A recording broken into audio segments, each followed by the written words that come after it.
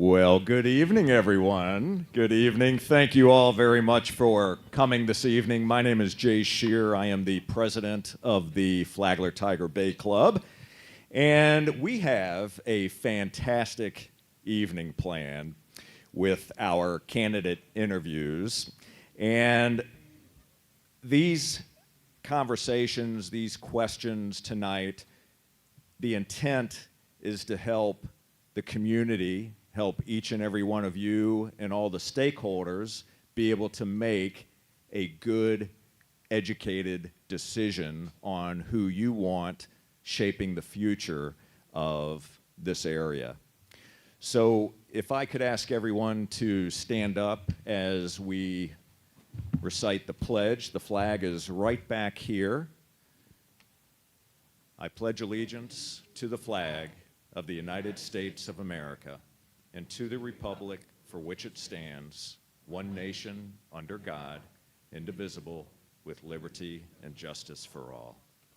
Thank you for that. And if I could ask Bree Cuniff to join me up here to lead us in the invocation, please. Thank you, Jay. Stay standing, please. Thank you. We gather together here today with the intent on doing good work as the Flagler Tiger Bay Club. We seek to represent fairly and well those who have given us the task. We promise to leave all of our political differences outside and come together at our meeting as brothers and sisters for our community. May our efforts be blessed with insight, guided by understanding and wisdom.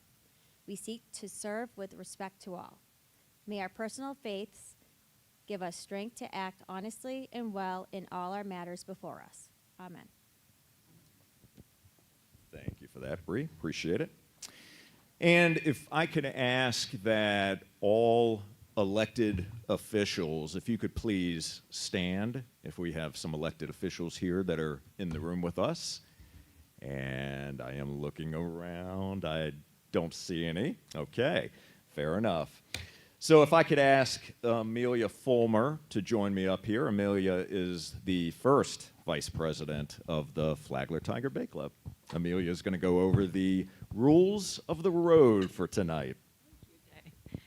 Okay, first of all, the Flagler Tiger Bay Club principles and practices are civility, and an honest attempt to listen from the other person's point of view, passion without anger, and helping to develop the next generation of leaders.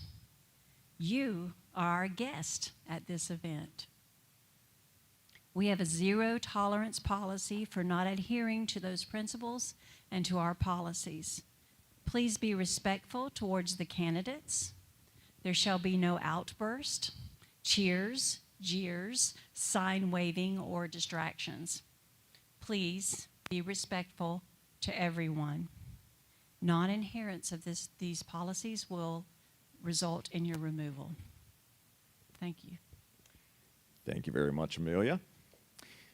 So at this moment, I would like to introduce you to our moderator tonight. Our moderator happens to be Greg Davis. And for those of you who do not know Greg is one of the founders of the Flagler Tiger Bay Club. He is also the president emeritus of the club.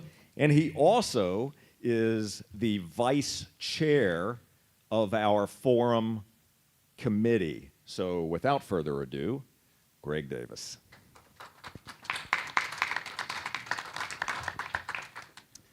And I'm also the oldest person in this room. So, so I want to thank you for that as well. So this evening, the first thing I want to do is to be able to introduce you to our panelists. Our panel is comprised of key demographics that we believe truly represents our community. The panelists are Penelope Anderson. Penelope is, please stand, Penelope, is a senior at Embry-Riddle University, a Flagler Tiger Bay Club Young Executive Member, and a student eligible, and is a student who's also eligible to vote. Thank you. Amelia Fulmer. Amelia Fulmer is director of the Flagler Auditorium, first vice president of the board, and member of Flagler Tiger Bay Club. Thank you. Lovey Haley, a recent graduate of Embry-Riddle University, She's a member of Flagler Tiger Bay Club board member, and she's also a young executive. David Paul, he's health and life insurance broker. He's a Flagler Tiger Bay Club young executive. He's a board member of the Flagler Tiger Bay Club as well. And finally, Troy Railsback. Troy is a management consultant at Southern States Management Group. He's a business executive from the community. So these are our panelists. Let me go over our interview format today. Each candidate will have 2-minute opening statement. The candidate will introduce themselves in alphabetical order by last name. There are 6 to 9 segment rounds of questions asked by the interview panel. Candidates will have 1.5 minutes to respond. Our timekeeper is Bree Cunoff, and she will hold up a sign when they have 15 seconds remaining, and then will verbally announce time is up and when the time is up. If a candidate names another participant form candidate in their answer, the named candidate will have 30 seconds to respond, and that will be the final response, the end of the response. The moderator reserves the right to ask any follow-up questions and/or limit off-topic responses. In the first round, candidates will be asked questions by panelists in alphabetic order by last name. We have a little change coming up on that, but we'll find out in a second. Each subsequent round will follow the same pattern, starting with the next candidate in sequence and ending with the previous round starting candidates. On the questions were developed from 4 sources. Conduct interviews in the community. Questions were submitted by the public to Flagler Tiger Bay's email. Questions from panelists, and questions from Tiger Bay Club members and board members. So these questions came from the community, are the kinds of things, interview questions you have that you want to ask the candidates. So with that, those are the rules of engagement we're going to do. So next we'll begin with our candidate introductions, and we'll begin with Cornelia Downing Manfrey, Palm Coast Mayor. You have 2 minutes. Thank you very much, and thank you, Tiger Bay, for putting this on. I come from a family of service. Both of my parents were lieutenants in the United States Navy, and my son Barrett is now a lieutenant in the Navy. I graduated from Fordham University in urban studies and city planning and French. I moved to Palm Coast in 1999, and all 3 of our children have graduated from the Flagler Palm Coast High School, and very proud of that school. My husband's former sheriff, Jim Manfrey, and my background. My background has been dedicated to this community for the last 25 years in bringing commercial and industrial jobs to the community. Not only that has increased our tax base, now it's time for change at City Hall. I believe that we need a new city manager. That will be the responsibility of the council to hire. I want to institute performance management through the city manager, budgetary review of all of our expenditures, review and plan for infrastructure upgrading, which must be done immediately. I believe in bringing in a YMCA. I do support the Flagler Historical Society in the use of our firehouse that will be a new one built and the old one, which is the last ITT building remaining in the community. As far as being a mayor has to have the temperament, a balanced temperament, not a temper, to be able to focus on getting a council to come to agreement on the major issues that have to be put before us in the city. Equality, effectiveness, engaged to make Palm Coast an exemplary city in Florida. Thank you.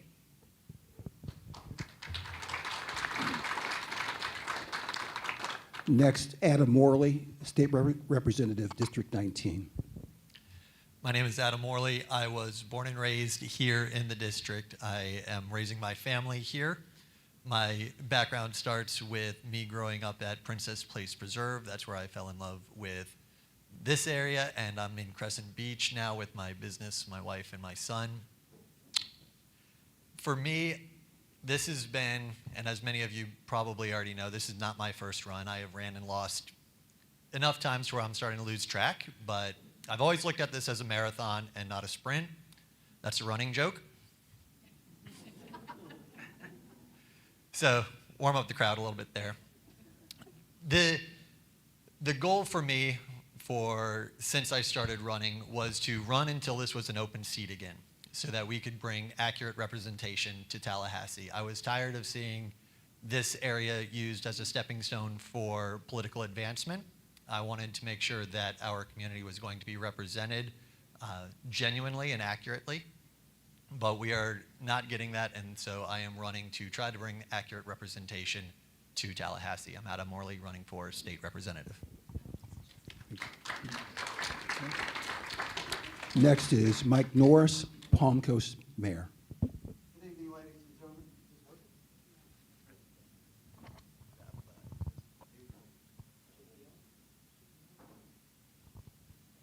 Good evening.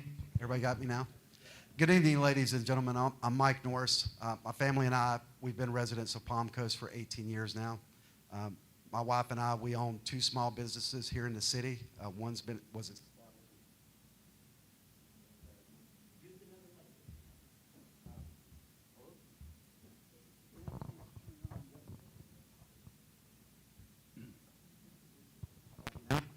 Hello?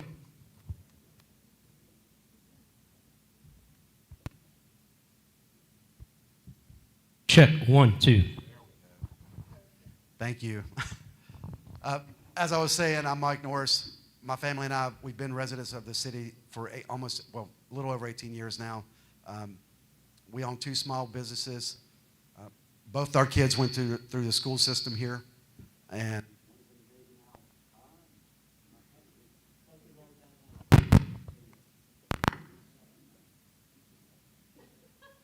just restart the time. Anyway, we own two small businesses here. My background is I served 24 years active duty in the military, from private E1 to staff sergeant, before receiving my commission at the age of 32 years old. So my last 11 years I served in the military. I started out as a second lieutenant. I retired a captain. I graduated OCS at Fort Benning as a distinguished military graduate. I have 2 master's degrees, one in management and leadership, one in human resource management. And my platform, I've been the longest running candidate in the county, I do believe, other than maybe you, Adam.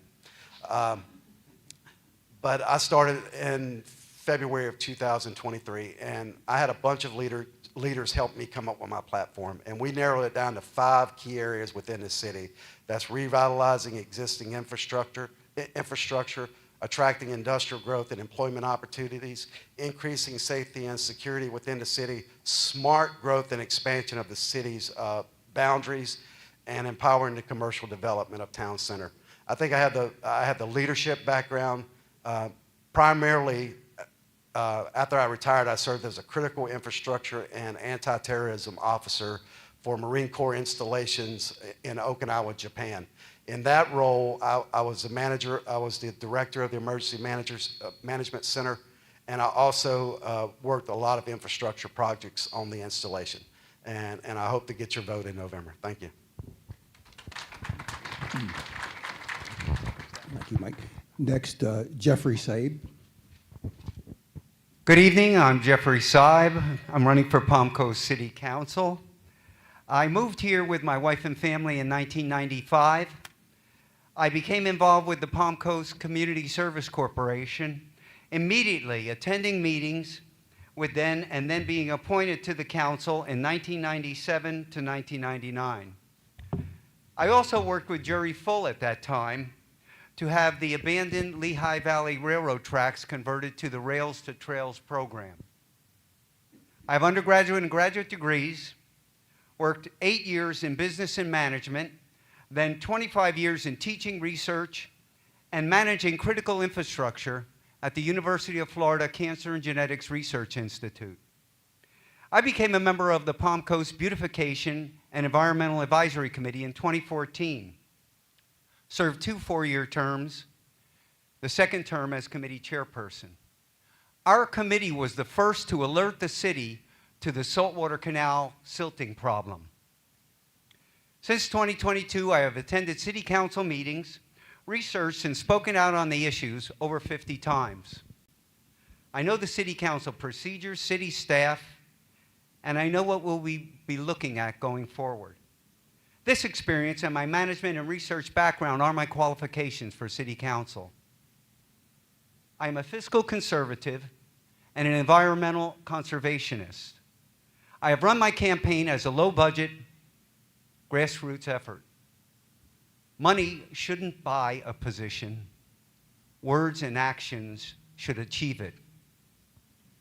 Even as we grow larger by the day, we can have a city that is both beautiful with natural beauty, trees and open spaces, and livable with roads and housing and good-paying jobs for our young people.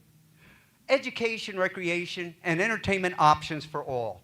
I'm retired, so this will be my only job. Thank you.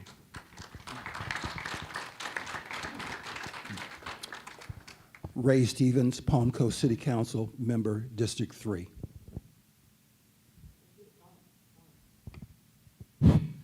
Good evening. First and foremost, I'd like to thank Tiger Bay Club for inviting us here this evening so we can tell you our viewpoints and where we stand. As previously mentioned, I'm Ray Stevens. I'm running for City Council, District 3. My family and I have lived in Palm Coast for over 20 years. My wife is a nurse. She works at Advent Health. Prior to that, she worked for the Department of Health in Bunnell for many years. My daughter went through the public school system here and played softball. I coached softball here. And we have, as a result, put down roots in this community. I am a retired police lieutenant from New York, a former deputy sheriff in Pinellas County, Florida, an adjunct professor at Kaiser College in Daytona Beach. I am a graduate of Pace University in New York. My core beliefs, number one, first and foremost, once again, is to put the brakes on what I and many others believe is this uncontrolled or poorly planned development that's putting a strain on our infrastructure to include, but not limited to, sewer, water, roadways, general overall quality of life.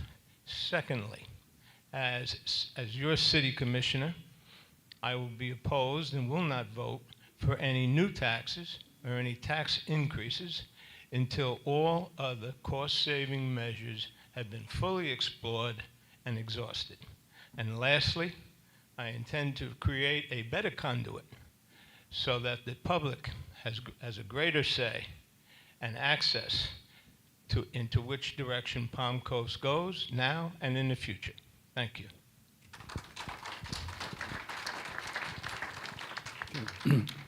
Andrew Werner, Palm Coast City Council, member, District 3. Yeah, greetings, everybody. Thank you so much for being here, braving the coming weather. So it's great to be here. I've already met some great people here tonight, so thanks for being here.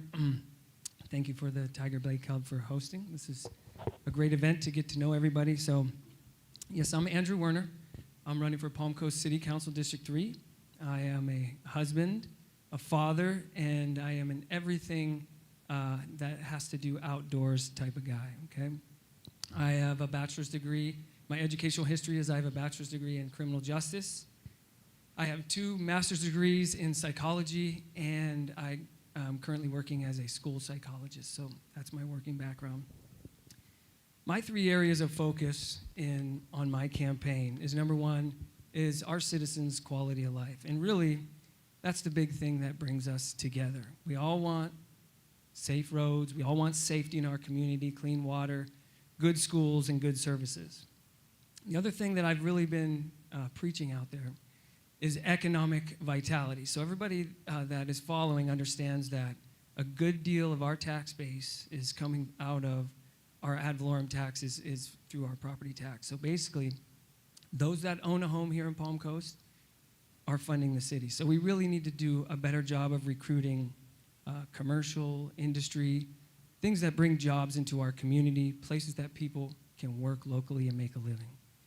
And finally, and this is where my skill set really comes in, is that I believe that a good representative should be a community advocate. And what does that mean? I think a good community advocate does a good job of listening, advocating, and problem solving for your community. And that's what I hope to bring to the City Council. Thank you. Very good. Thank you to the candidates. Now we'll begin our interviews. One slight change. What I'm going to do with the interview is we're going to begin with with a question to both mayoral candidates to begin with. And the question I'll begin with goes to, in alphabetical order, to Mike Norris. The City of Palm Coast Utilities operates as an enterprise fund with what we understand unlimited purchasing and bonding authority approved by City Council. If selected, why should the public trust you to expand the city's unlimited purchasing and bonding authority to asset-based quality of life procurements and bonding? I don't know if your question's alluding to are you alluding to the referendum, or I didn't know if that's what you were trying to get at. Well, we can go this way. The City Council proposed on 2 July to amend the charter, taking out the $15 million cap, $36 million cap on bonding. And a lot of people don't understand how the city is run. The city has like 22 independent funding sources within the city, not just ad valorem. There's all those different funds. There are like 22 funds. The issue with the referendum is they're taking away that limit because they wanted to have unlimited borrowing power, and specifically they were aiming for that sports facility out on the west side. And I think I was probably the only person in the city that stood up at the time on 2 July and said, hey, you guys shouldn't do this. You should just amend the charter to account for inflation. Because right now it's $15 million. If you go with inflation, it's more like $30 million. I even suggest they even go $60 million. So they're asking for something that they shouldn't have, and we should limit the borrowing power of the city. And I will not back that referendum.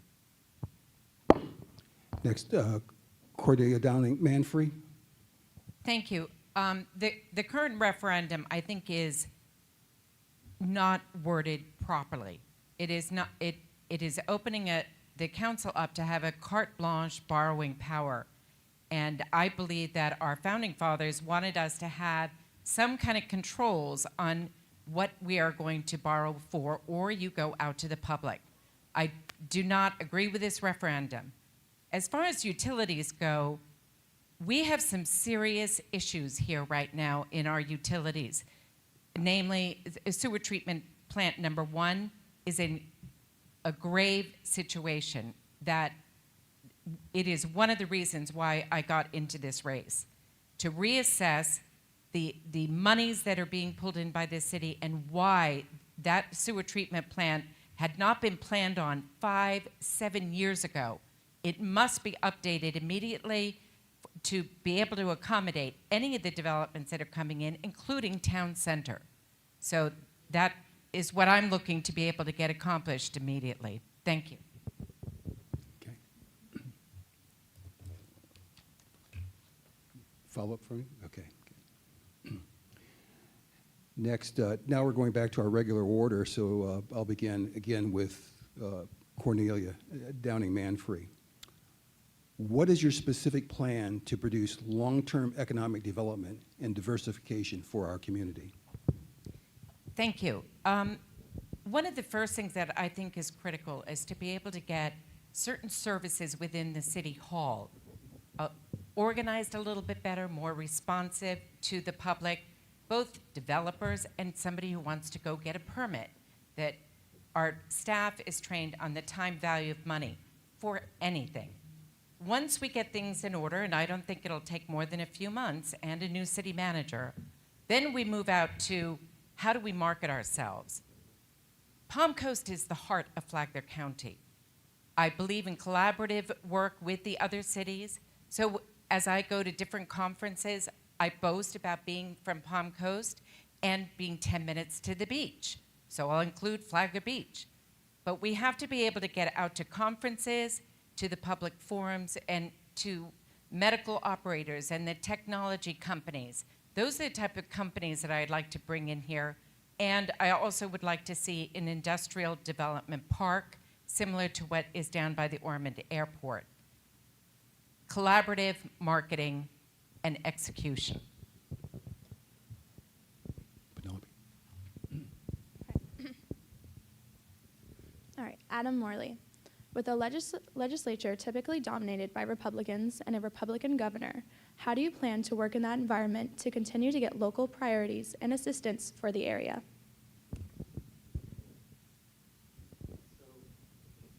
My mic. Check, 1, 2. All right.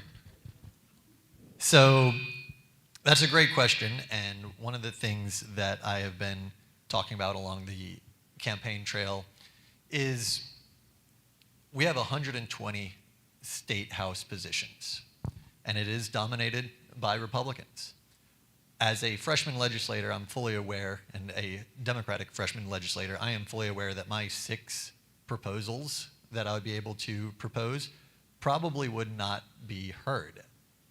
However, what I am able to advocate for and bring voice to from the community, I feel I'm a fairly effective communicator individually with legislators, and I can communicate with them and basically make them think that it's their idea to support things that are going to help all of our constituents throughout the state. Because at the state level, some of the issues that we are facing impact the entire state, not just our district. So things like overdevelopment, it's not just local to here, it is statewide. There are issues with overdevelopment statewide, there are issues with water statewide, and there are issues with the local control and home rule being stripped away statewide. These are issues that people care about across the political spectrum, and so I think that I'll be able to advocate on their behalf and the behalf of the community by focusing on common ground issues. Amelia. Mr. Norris, I'd like to ask the same question that we did of Mrs. Manfrey.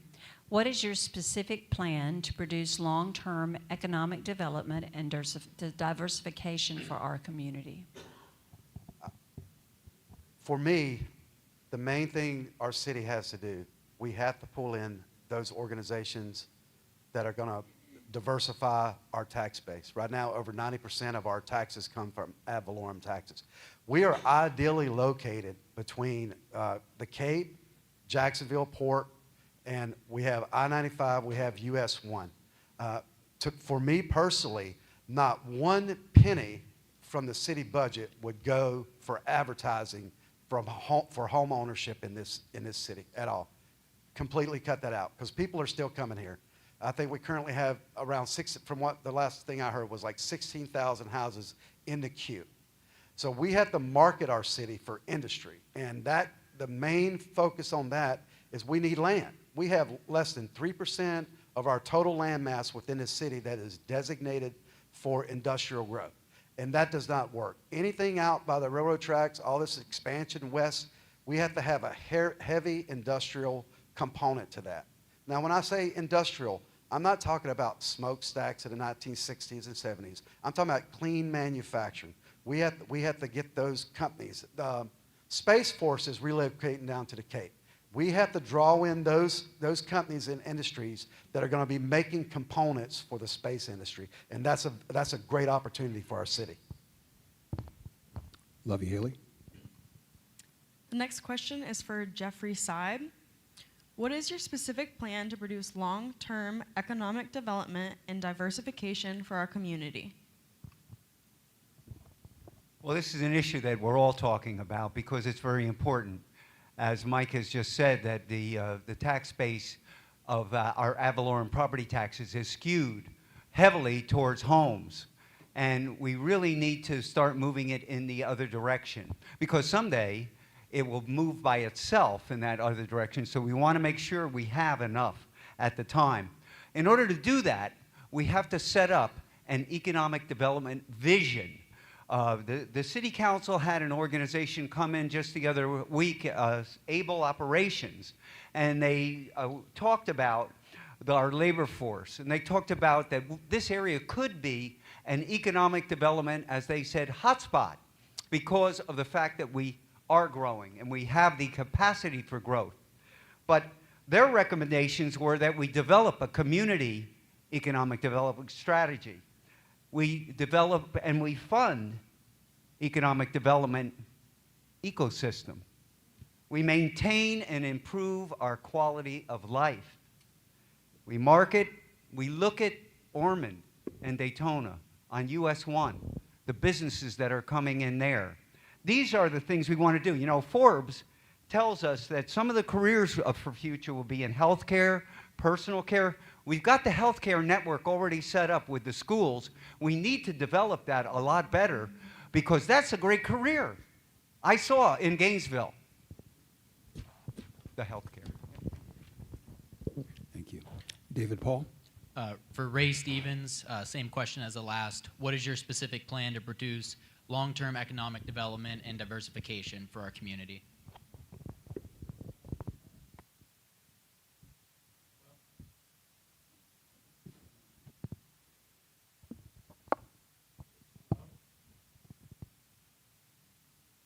There.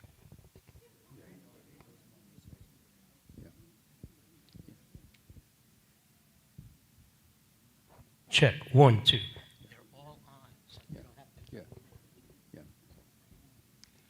Well, first, I think we have to address the infrastructure, water, sewer, and highway system if you want to attract business here.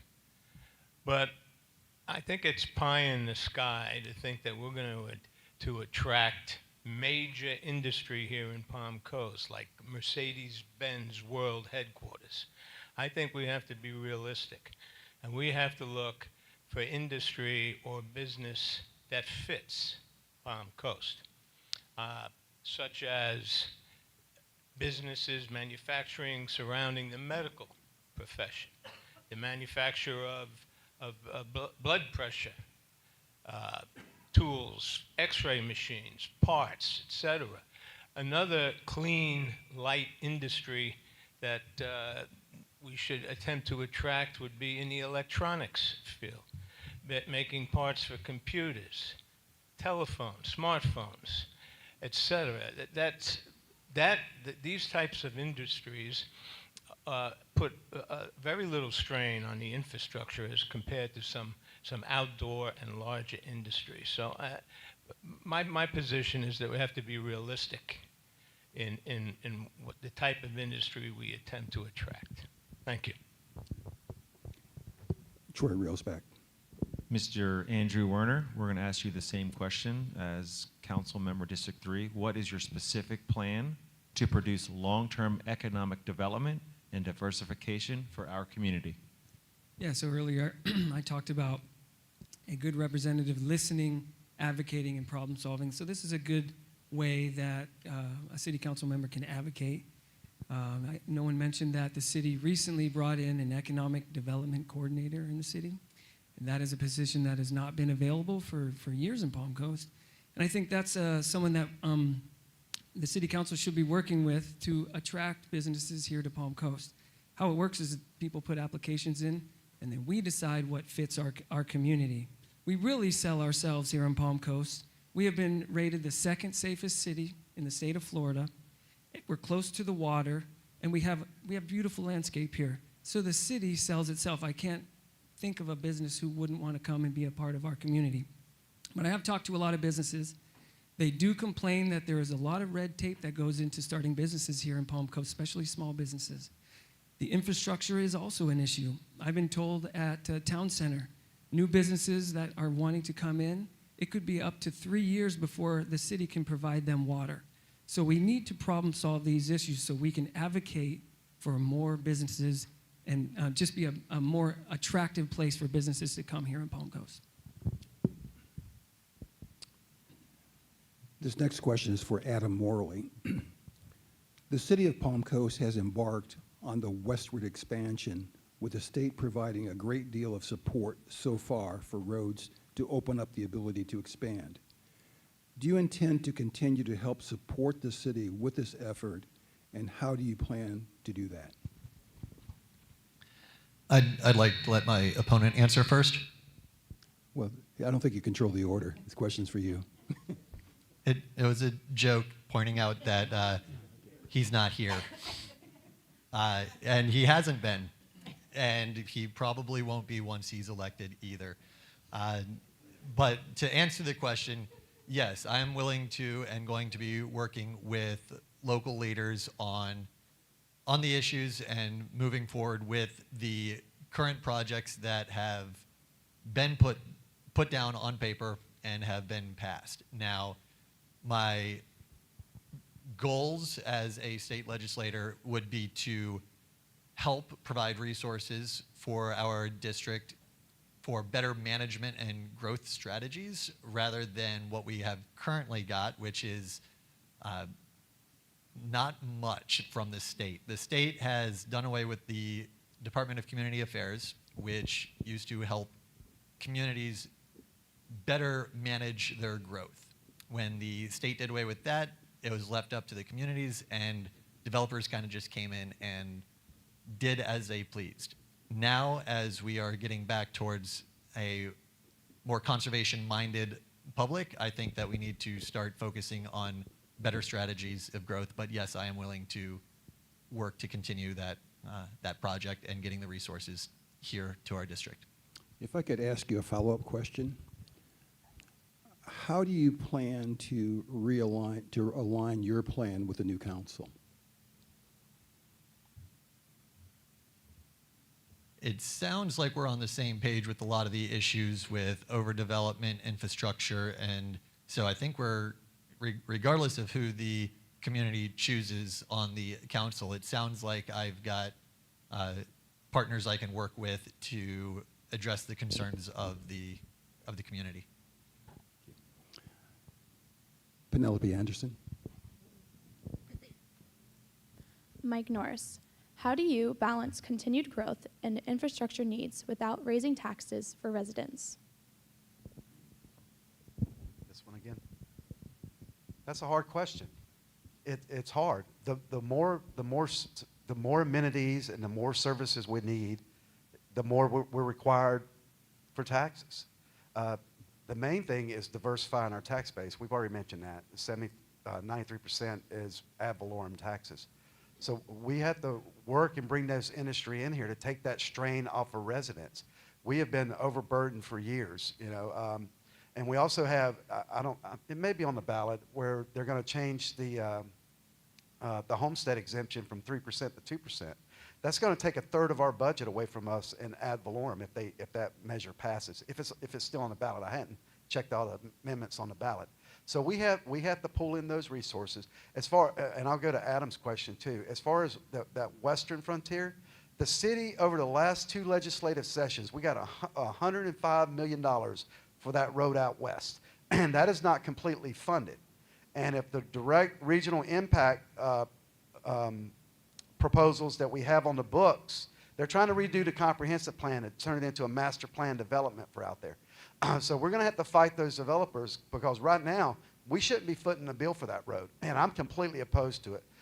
So we have, like I said, on that western frontier, we have to most definitely have an industrial, light industrial component, or we don't have to annex that property into the city. And that's going to be our decision. That's why you elect us. We're going to make that decision. We don't have to annex in all these properties. Amelia Fulmer. This question is for Jeffrey Seib. What are your plans for affordable housing while simultaneously protecting and increasing current homeowners' property values? Well, I think it's something that can be accomplished, and we do have a need for affordable housing in our city. I have spoken with many people about that. One of them was the departed now city council person, Kathy Hyder. But there are places where we could put affordable housing that would not have any effect on property values of the rest of the homes in the city. For example, the town center. The town center was originally set up to be arts and education and cultural and entertainment district. Now it's become an apartment district.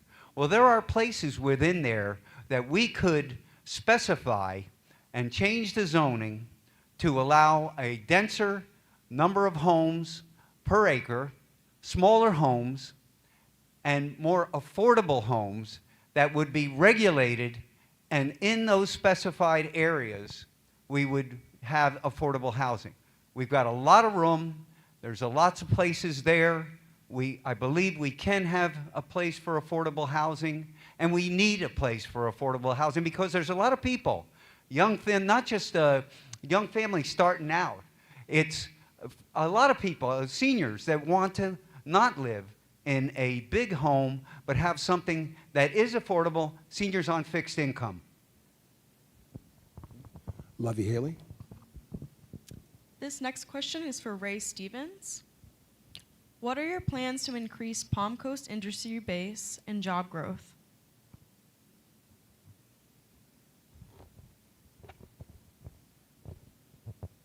Would you repeat that question?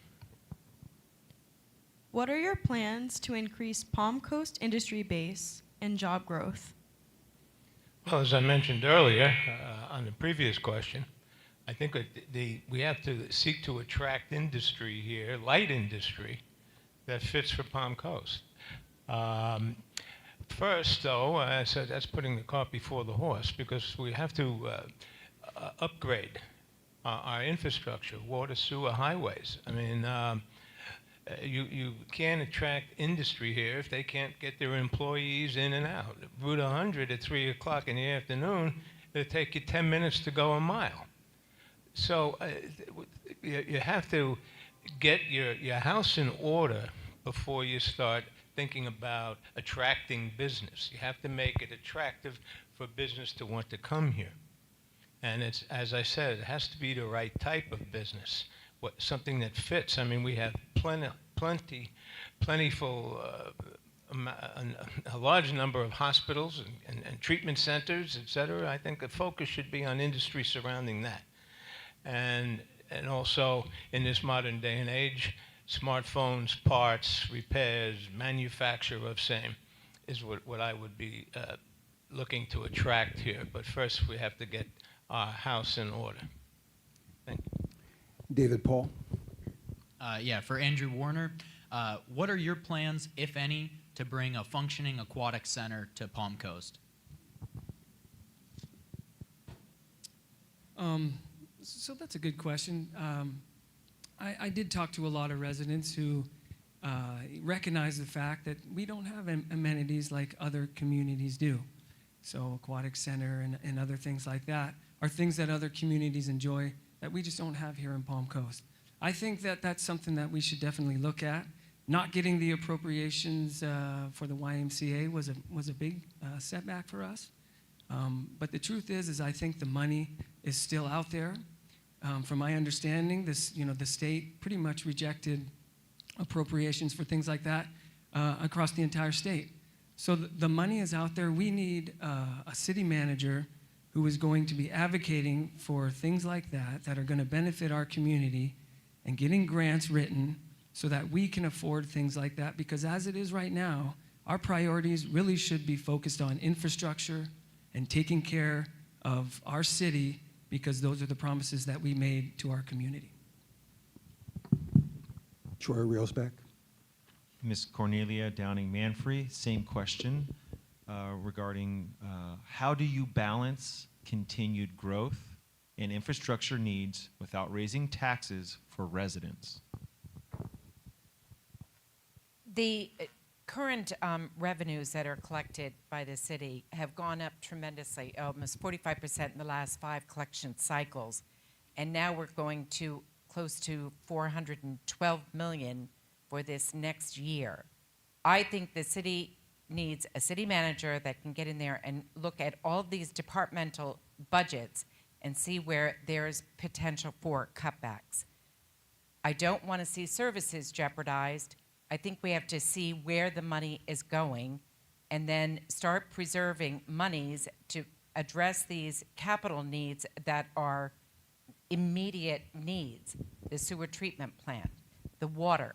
So infrastructure first you have to look at the budgeting numbers that we have. We've increased our income tremendously without having to increase the taxes, and yet where is the money going? And that's what I don't understand when I look at the budget and review each of these departments. That has to be taken into account. Then we have to get strong about getting the infrastructure that was built by ITT almost 50 years ago. We're 25 years now.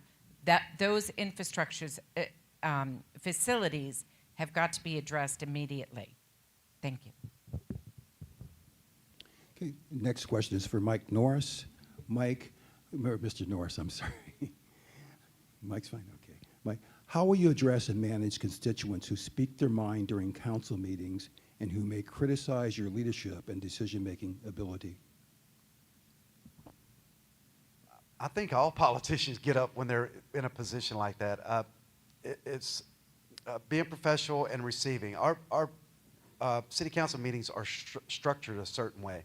And some people get up and they want to speak. If they're speaking about a subject that's on the agenda, they kind of shut that down and say, just this is general comments. But I've been a part of so many different organizations and groups and working groups, anti-terrorism, infrastructure, all those things with it. My career was 24 years. My resume only covers half of my career because half of it was enlisted. But I am customer service focused. My last assignment, I was the installation physical security officer for Naval Base Kings Bay up in Georgia. I had 2 passing ID offices. One was for general people, and the other one was for contractors. And when people came into my office, number one priority is treat them respectfully and take care of their needs. It's not that hard. Addressing the public, I've been public speaking my whole career. I started out my MOS as enlisted. I was a chemical operations specialist. I was one person in an organization of 150. So I've been an instructor and public speaking my entire life. And dealing with organizations and meetings, it's no problem for me. Thank you. Penelope Anderson. Jeffrey Seib. Regarding the city manager open position, what are the specific experiences, skills, and attributes you see as essential to this critical executive hire? Well, I think the city manager position is a critical position because the city manager runs the city staff, runs the city.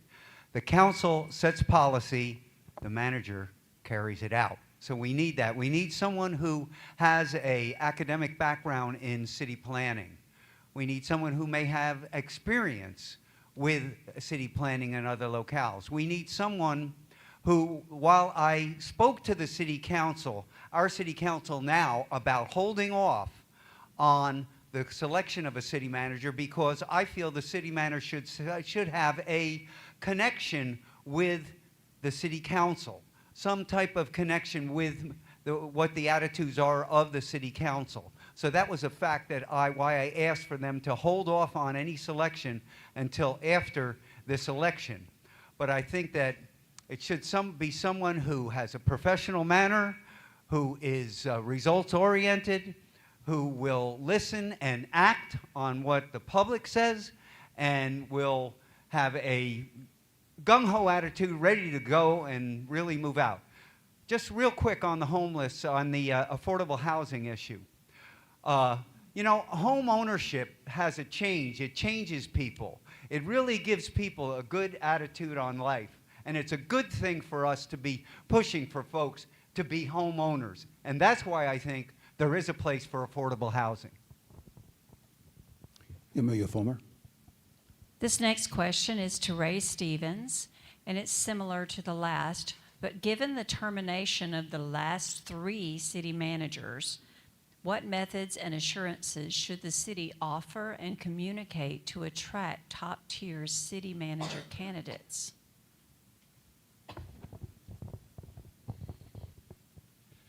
Well, first you have to pick the right person for the job. Has to be apolitical, an apolitical choice. I would be looking for a city manager that first and foremost has people experience, because when you reach the level of city manager, you're managing people. You require less technical skills. You need more managerial skills. You have to be a people person, because an integral part of the job of city manager is dealing with the public and people. I would be looking for a city manager with a degree in municipal government related studies, and somebody with a proven track record, perhaps with managerial, city manager experience, if you will, in another community. That would be my approach, and that's to guarantee that if you pick the right person and it's for the right reasons, they will last. If you don't, then they won't last, and that's perhaps has been the problem for the last 3 city managers. So Thank do you have, a follow-up question to that? So do you have any ideas on what the city might offer to get better candidates? Well, support and stability.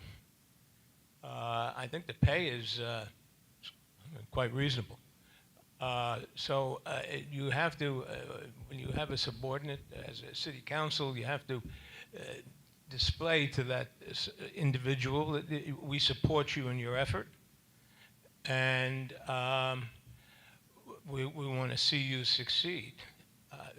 If you take a counter position and you have not a good working relationship with your city manager, is not going to last.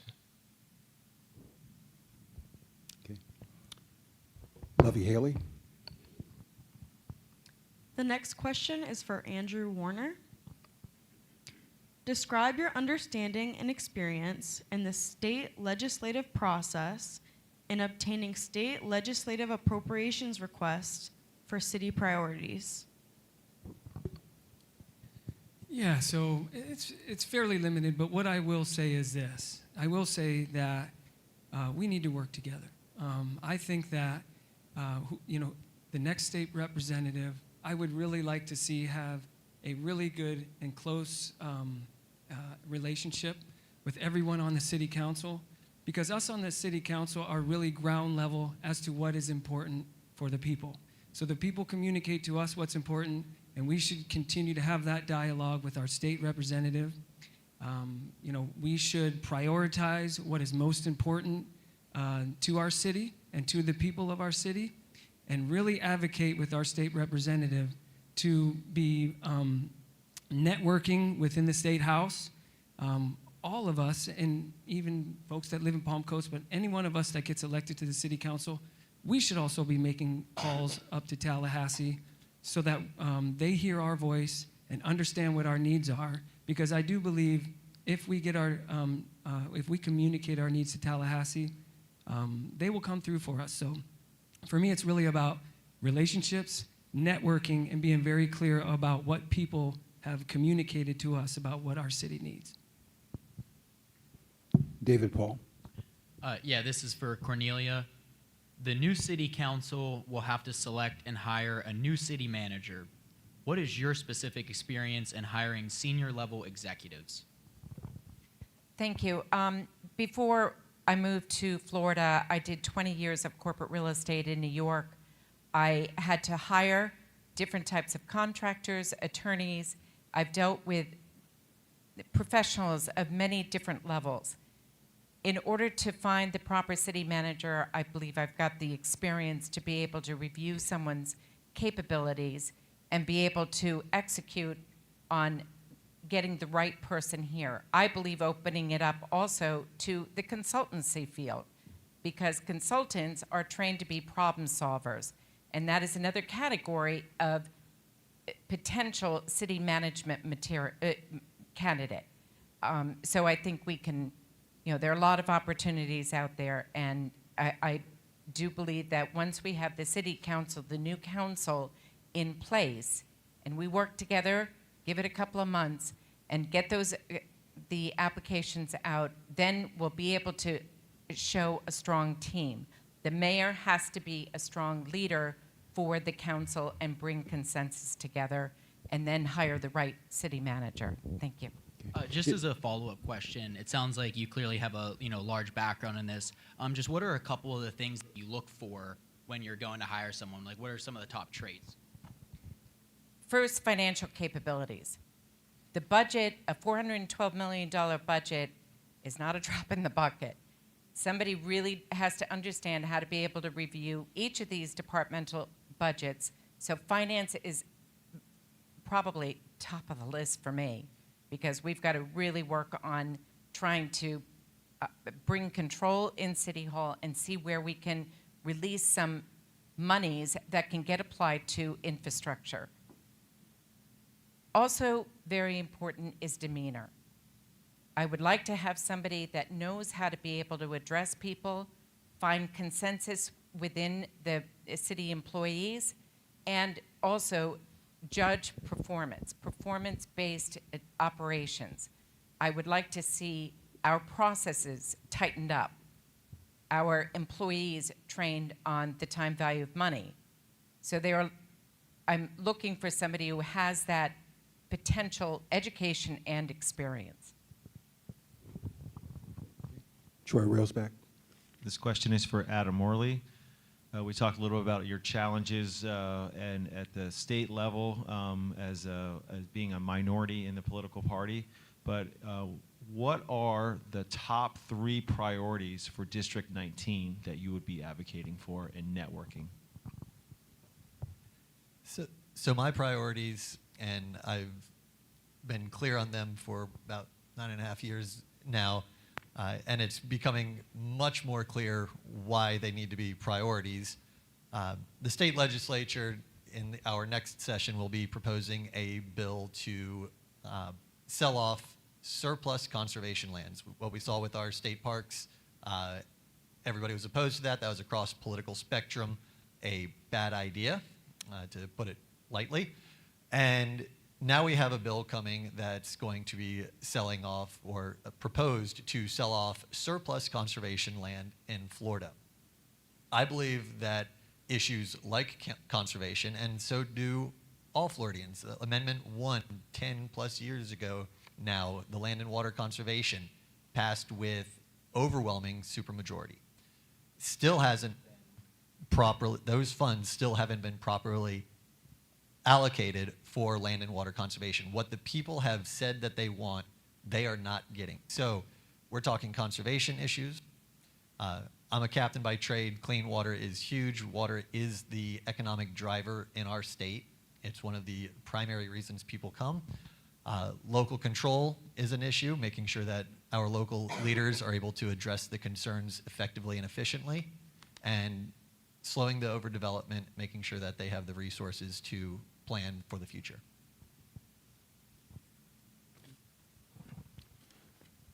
Next question is for Jeffrey Seib. Share your perspective on the city's ability to enter into public-private partnerships and why this is a negative or a positive for the city. Well, I think it depends on the partnership that you would be talking about. I would believe that that there is a place for that. Now, as far as, for example, the economic development area, we have to enter into a partnership with a lot of the communities, a lot of the developers wanting to come in. We've got to partner with them. We've got to have a place for them to build, which we do have commercial and industrial properties. We have to fund our economic development. And there is ways we may be able to do that with tax incentives. You know, as Mike said, Mr. Norris, said that the commercial developers, commercial community only pays less than 10% of the property taxes right now.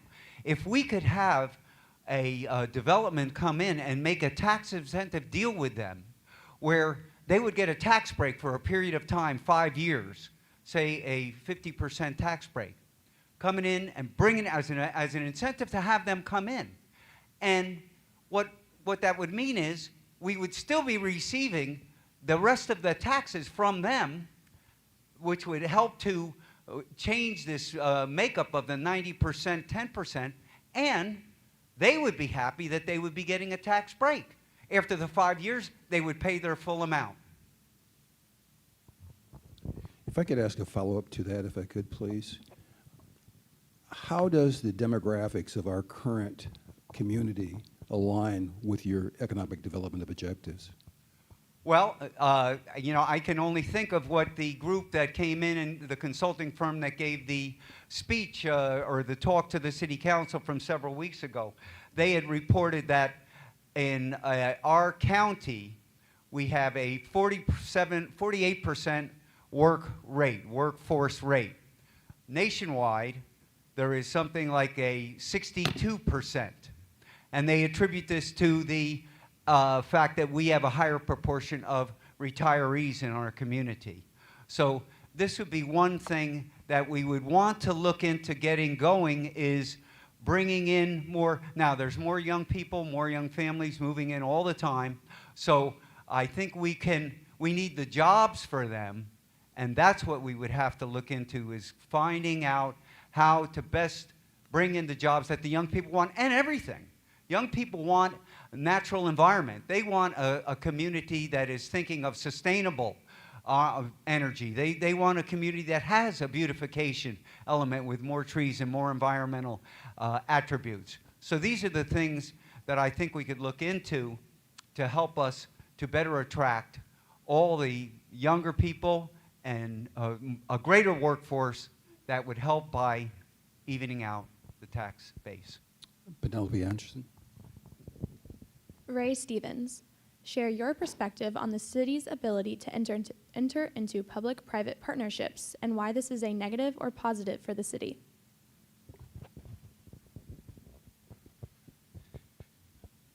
I believe it would be both.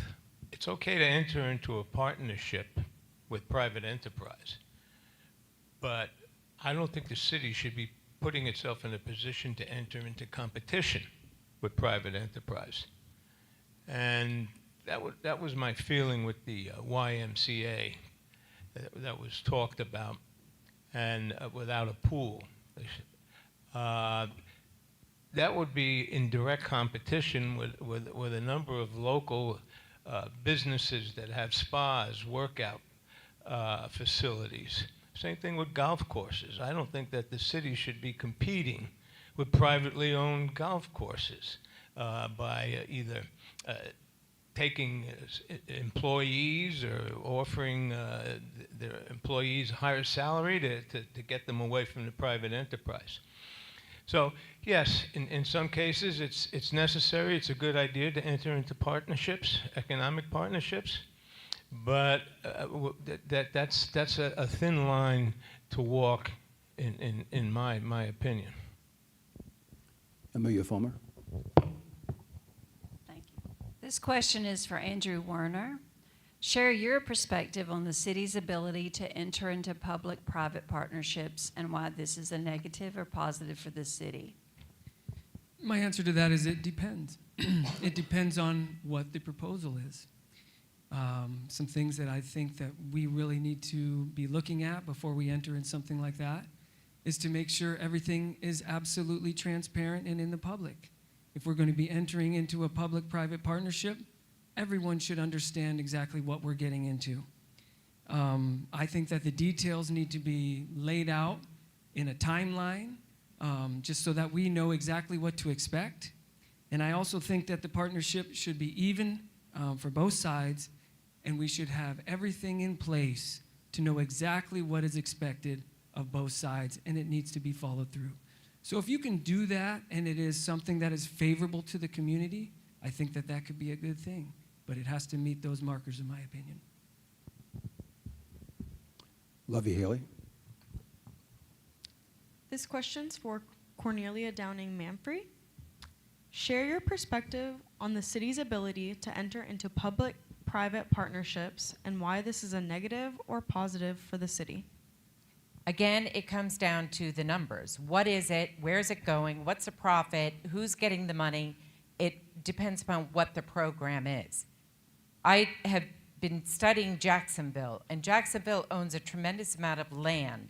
And what they did was a smart thing. They have been leasing the land on ground lease, and the retailer or entity has come in and put up their own building, i.e. Wayfair and Amazon up on the western side of the city. There are different types of things that can be negotiated. Public-private, it's done all the time. It all depends upon what the program is and what the degree of equity is on both sides. David Paul? Yeah, for Adam Morley, share your perspective on the city's ability to enter into public-private partnerships and why this is a negative or positive for the city.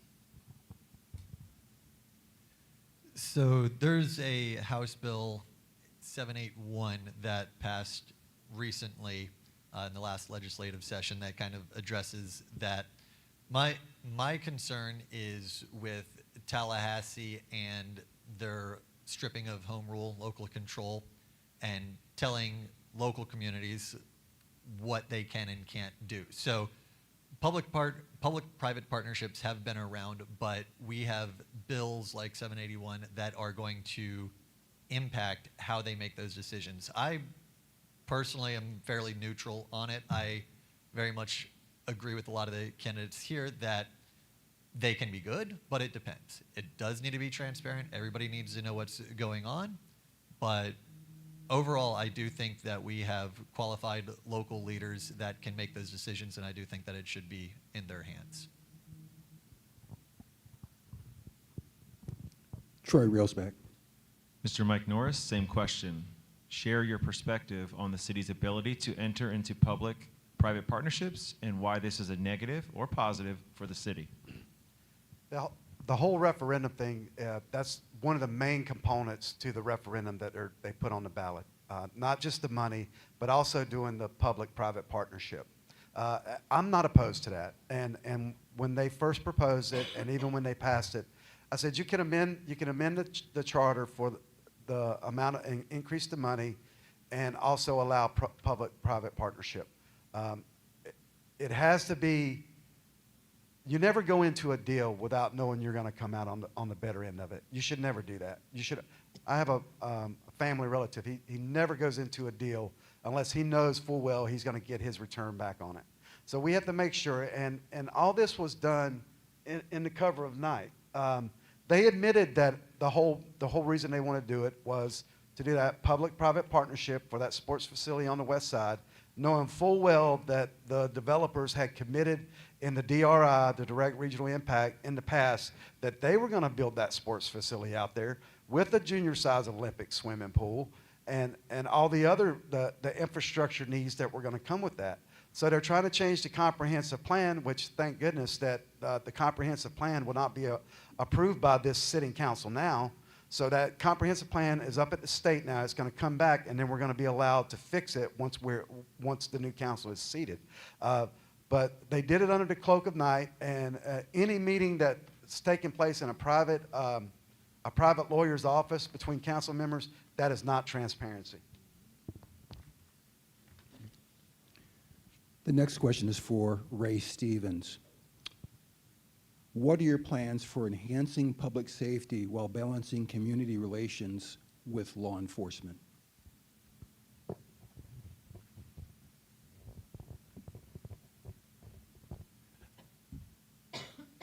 I think public safety, if we're speaking specifically of Palm Coast, is the sheriff's office is doing a good job. In spite of the rapid increase in population, to my knowledge, they're not stacking calls. Response time is good. Patrol is out there, they're visible. And in order to build a bond between law enforcement and citizens, there has to be trust in your law enforcement officers, and they have to be paid accordingly. You know, if you want something good, you're going to have to pay for it. So the salary has to be in line with their job, and manpower. That's how you build cooperation and confidence. Penelope Anderson. Andrew Warner. With ongoing growth in the city, how do you plan to manage the infrastructure strain, such as the increases in stormwater and utility fees, without placing an additional financial burden on residents? Yeah, so I knocked on thousands of doors in the community, and growth was actually one of the biggest areas of concern for the residents when I talked to them. I got a spectrum of answers from people. On one end of the spectrum, I have people who are ready to shut the place down, and they're really, you know, they just have had it with the growth, and they could stop it right now, and they'd be okay. On the other end of the spectrum, there's people who are very favorable to the growth. Businesses and small businesses and folks who are economically involved in the growth of the community are very in favor of the growth. Somewhere in the happy middle is where I land. So, and this is where most of the people I talked to, their solution was in how you deal with stuff like this. So they understand that growth is happening here in Palm Coast. But as it happens, we need to make sure that we are taking care of our residents here in Palm Coast. Our infrastructure is our promise to them, those folks who have invested in our community. Our infrastructure is our promise to them that we are taking care of them in the process. So infrastructure, to me, has to be the priority in all of this. In all of this growth, we need to really evaluate the infrastructure and make sure we're taking care of our residents. If I could do a follow-up question to that, if I could, please. Sure. From a capacity planning perspective, what percentage utilization are we at within our infrastructure? Most certainly capacity planning, capacity availability is a key component in infrastructure. So where are we from a capacity planning perspective with our infrastructure? Well, that's a good question. I've reviewed the 2050 plan. The 2050 plan, and I was talking to someone here tonight, the 2050 plan has a lot of infrastructure projects built into the plan. There's one that reaches solution in 2030, and there's one that reaches a solution in 2050. All the infrastructure within that plan is spelled out in the 2050 comp plan.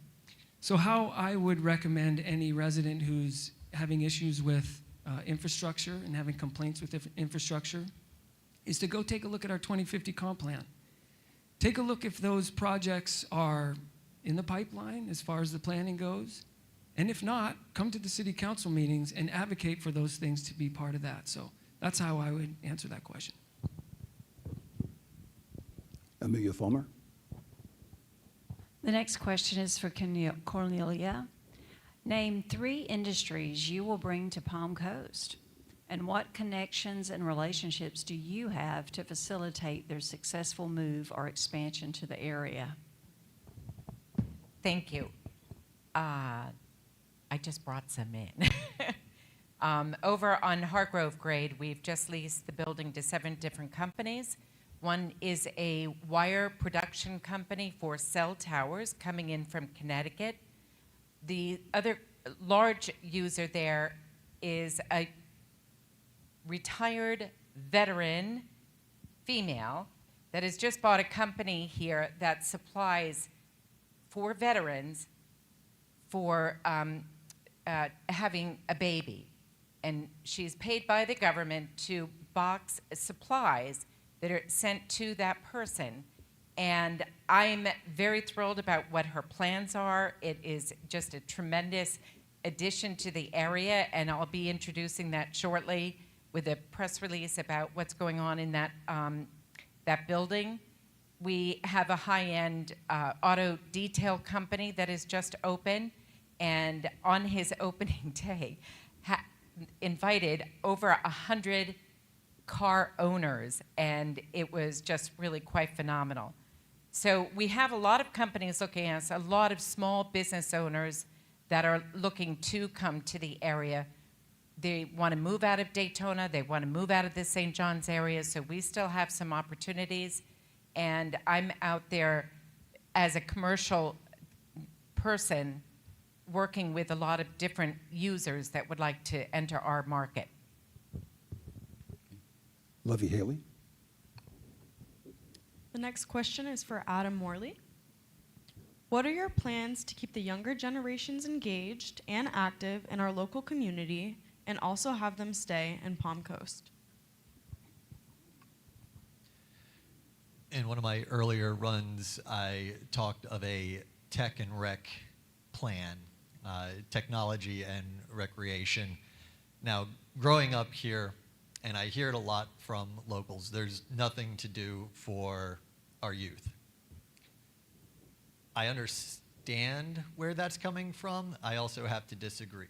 We have amazing resources that folks can get into, and I've seen up in St. Johns County where we have tried to bring in those businesses to attract the youth and give them something to do. Those businesses continue to fail. Like, it doesn't make economic sense.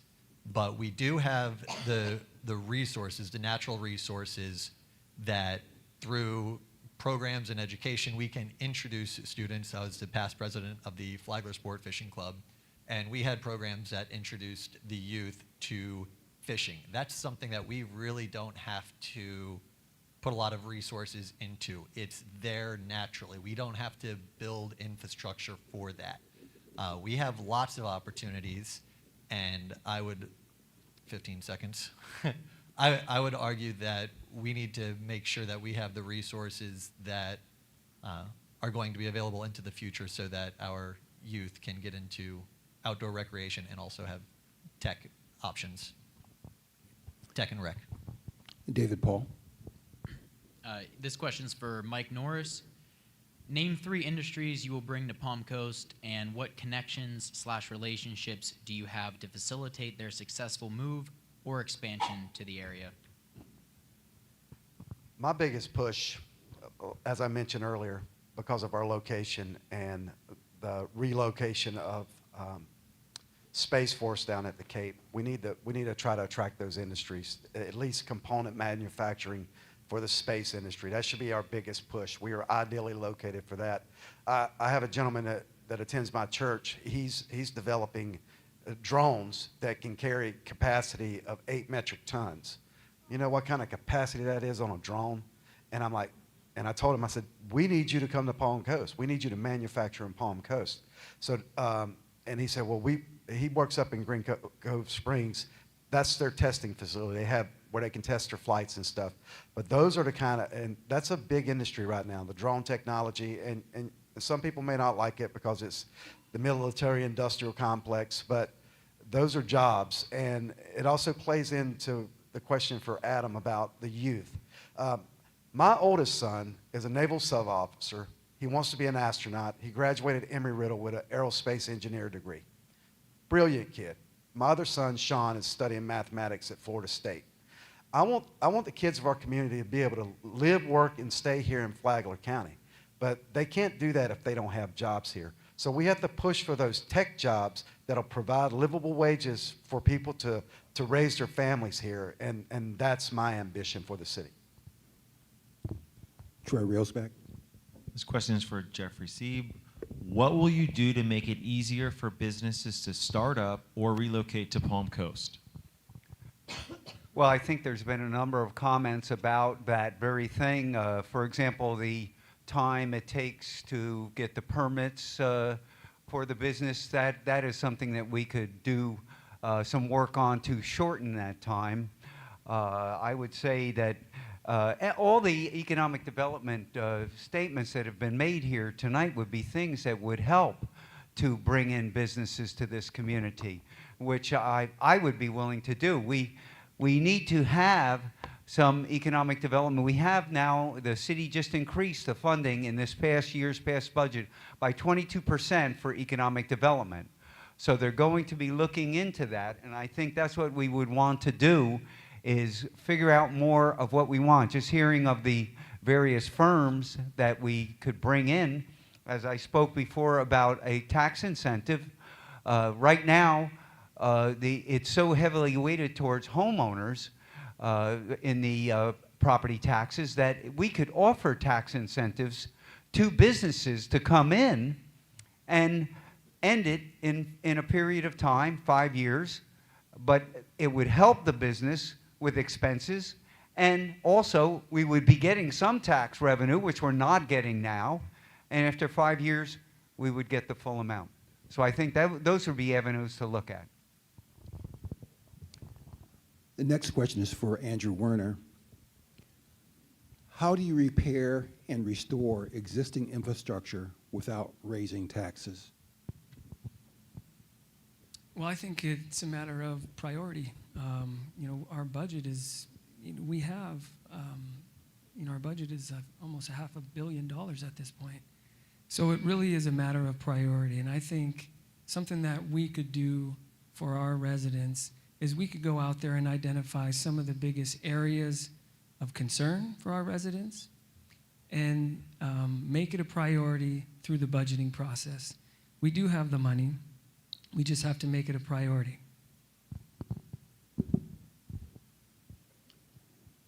Penelope Anderson. Cornelia, neither the mayor nor the city council members can direct city staff. How do you plan to navigate this environment from a compliance and policy perspective? Very easily. You hire a city manager that oversees the staff. It is not the place for the city council to be directing the staff at all. The way that we are structured, the city council is pretty much the board of directors, and your city manager is your president. That person is in charge of the operations, the performance, and the budget for the city, and reports to the city council.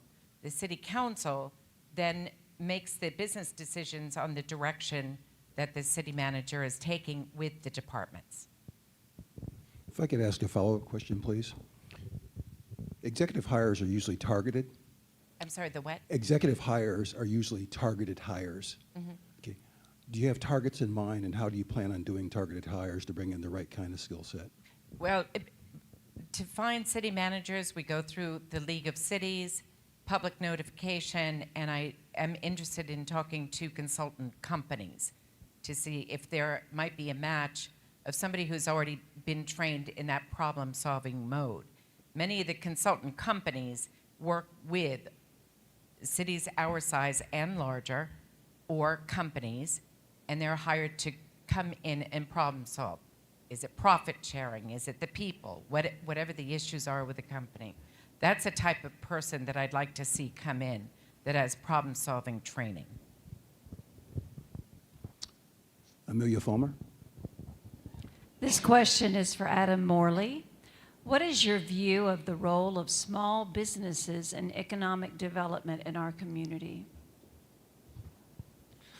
I should knock this out of the park. It is a huge role. Small businesses are, like the cliches, they're the backbone of our country and definitely our communities. I, being a small business owner, own two businesses in the district. The strength to the local economy with small businesses versus large outside corporations, I actually did a whole graph of the amount of revenue that's recycled back into the local economy and how it strengthens the local economy when we support small businesses over chains or corporations that are headquartered outside of our communities. Those corporations, those businesses tend to siphon money away from our communities. Whereas the small local businesses, they're the community, they're the strength in the community's economy. They strengthen the community's economy by recycling those funds back into the community. That money that you spend at a local business is going to sponsor the T-ball team. It's going to go back into the community. It's going to be reinvested in the community, whereas if you don't take care of the small businesses, you're going to ultimately be weakening your local economy. So making sure that they have the resources they need is essential. Lovey Haley. This next question is for Mike Norris. Neither the mayor nor city council members can direct city staff. How do you plan to navigate this environment from a compliance and policy perspective? Believe it or not, being in the military and the things I've experienced in my life, the city manager, city council type of government that we have within this city fits my personality fine. I like being able to go to one person and say, hey, Adam, can you make sure that happens? So I think that's great. I think we have to, and I'm glad we got to this, we have to get a great city manager. The salary is great. The compensation is great. You take the base salary, which is $198, and you can add another 35 to 37% to that. So that puts somebody around $250,000 to be a city manager in our county, in our city, where the median household income is between $61,000 and $65,000. So I like the style of government we have. I'm hoping that we can find somebody. My objective is to do an external hire, someone with graduate level experience, working in a level of government that's commensurate with that of our city, that's going to be an effective, proactive leader. Ms. Johnston, when I had a meeting with her, I told her, I said, look, Ms. Johnston, and she doesn't want to be the city manager. And I told her, I said, I want someone that's not going to sit there at the end of the dais and not give any input to the city council. That city manager is there to keep the city council out of trouble. And they have to be very proactive and very effective in managing people. David Paul. For Jeffrey Seib, what are your thoughts on the half-penny sales tax increase for public safety? Well, I think that public safety is something that's very important. I think this is something that, you know, we will be dealing with. So I would say that the half-penny tax is something that could be paid without too much pain and suffering by members of the community. Now, I know with the city budget, Sheriff Staley visited with the city and gave a report of what he needs for operating within the city for the next 3 years and what the price tag was on that, which the city's budget will be taking that up. We all want public safety. Public safety is very important. We need to have the fire and the emergency services and the police services up to what they need, and we need to fund them. And right now, our tax situation on the property taxes, because of the increase in valuation, has been is allowing for a lower tax millage rate than we have had in the last 5 years, for the last 2 years. So I think that we can pick up something like this, and we will have to go with it because we need these resources with which to deal with. And public safety has got to be number one, because we have to have a community that is safe, where our children can go and everyone can have that feeling of safety. Troy Railsback. This question is for Ray Stevens. What do you see as Palm Coast's 2025 Florida legislative priorities?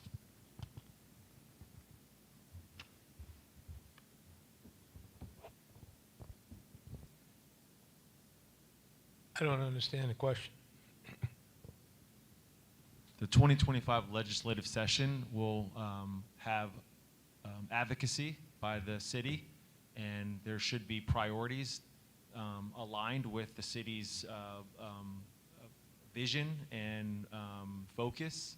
And so what would your 2025 Florida legislative priorities in your mind that benefit the city to go to the state to advocate for financial resources for the city's use? You're asking me what I would like to see, their priorities. Well, once again, it's the infrastructure.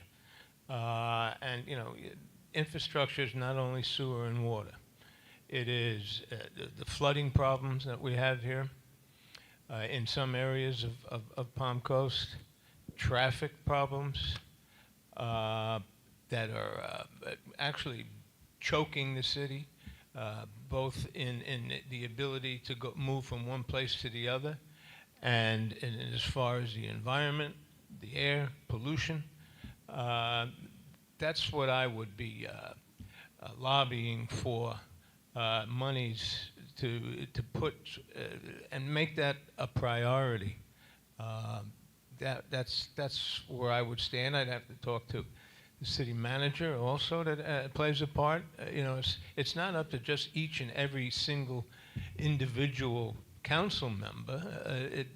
Each individual council member has to be an ambassador for the city, but certainly one council member can't really make too much of a difference on his or her own.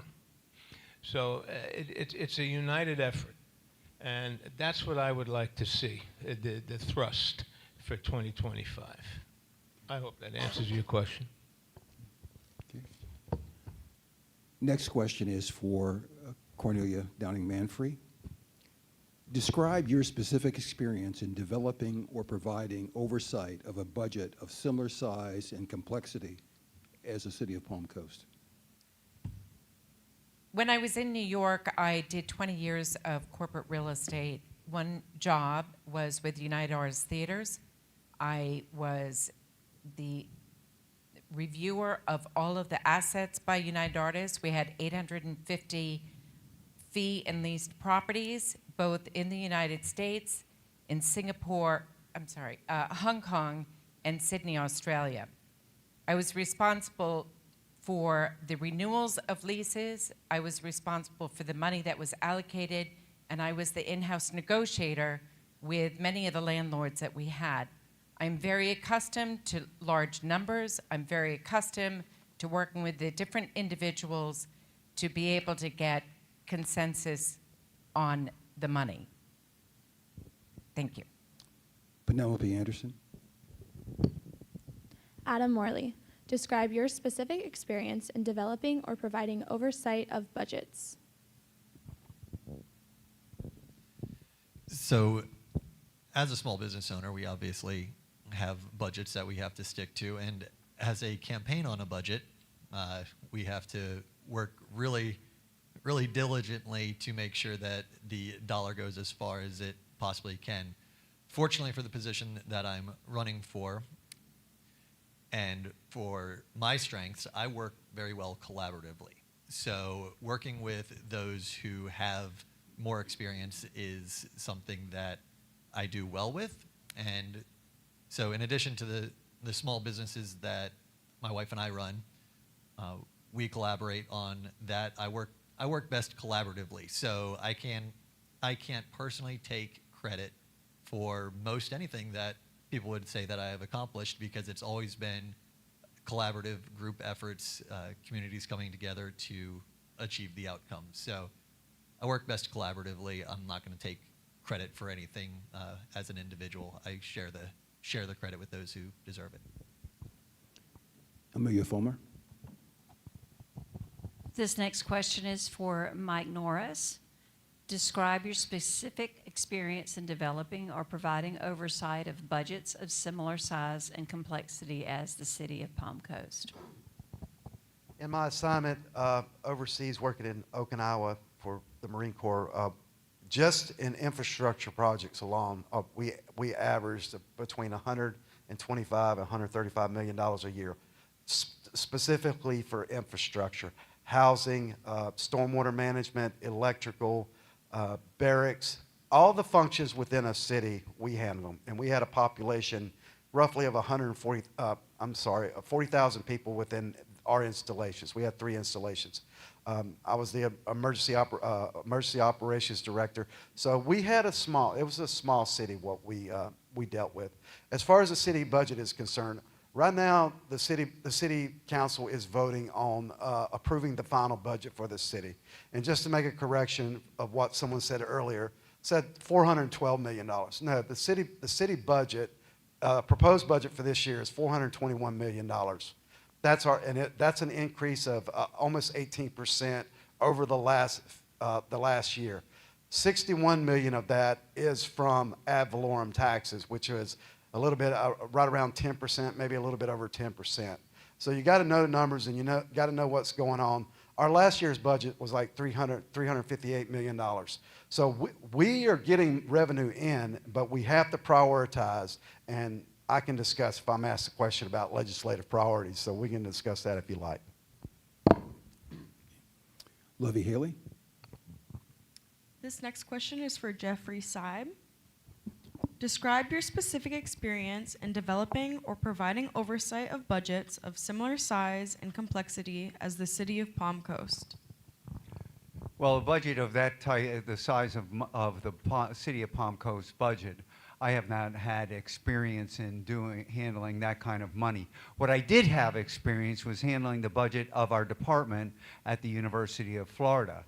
And that was involved with the purchasing, the management of the employees' salaries, the supplies that we needed, the operating expenses that we had on a daily basis. These are the things that I had responsibility for. Large equipment purchases, equipment in the millions of dollars, spectrophotometers and nucleic acid imaging machines, these types of things. As far as the size of the city budget, attending the city council meetings where the city accountants and the city departmental leaders came in and we looked at every penny that went out of this city budget for their expenditures, and you could go down the line, and that's what the council will have to do. We will have to look at what they do at that time, each of the departments, of places where we could perhaps make savings and go forward with economies and where we should prioritize our spending. But they all add up to the total amount that we will be spending each year. But it's broken down into those parts that's where we would want to look. David Paul. This question's for Ray Stevens. Describe your specific experience in developing or providing oversight of budgets of similar size and complexity as the city of Palm Coast.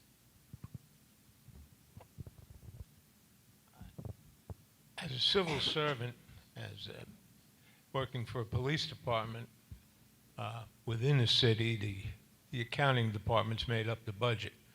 My division was allocated X amount of dollars, or my budget, and I had to live within it. I think that's as important or more important than making up a budget is living within one.